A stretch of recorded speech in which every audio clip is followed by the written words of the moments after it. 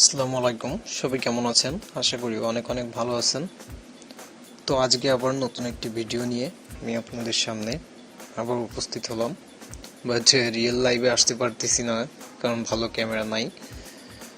কয়েকদিন পর থেকে অবশ্যই আসবো রিয়েল লাইভে, আর আপনারা পাশে থাকলে তো অবশ্যই আসবো।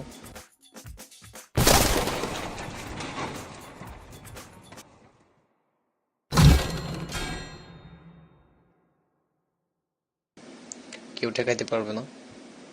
তো আজকে আমরা যে ভিডিওটি দেখতে চলেছি, টাইটেল দেখেই অবশ্যই বুঝে গেছেন যে আসলে ভিডিওটি কি হতে চলেছে।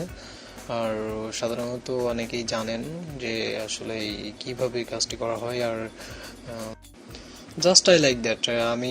আমি পছন্দ করি এই কাজগুলো, আসলে আমার ভালো লাগে সারাদিন কম্পিউটার নিয়ে ঘোরাঘুরি করতে। তো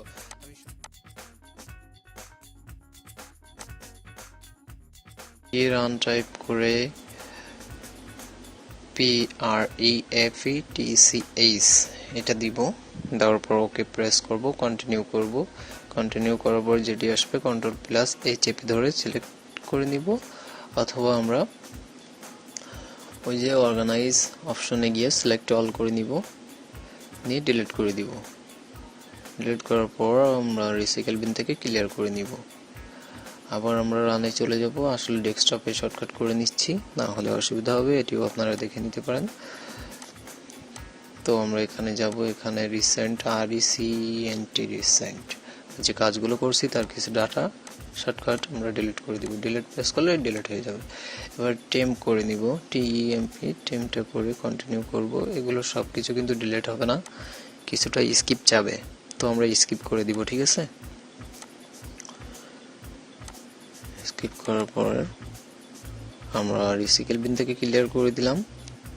একটু ফাস্ট দেখাচ্ছি, পার্সেন্ট দিব, টেম্প দিব, একই জিনিস, পার্সেন্ট হবে এটার।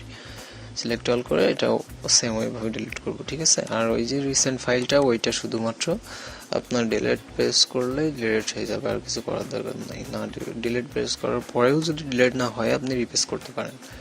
রিফ্রেশ করলে আপনার ওইটি চলে যাবে। ওকে।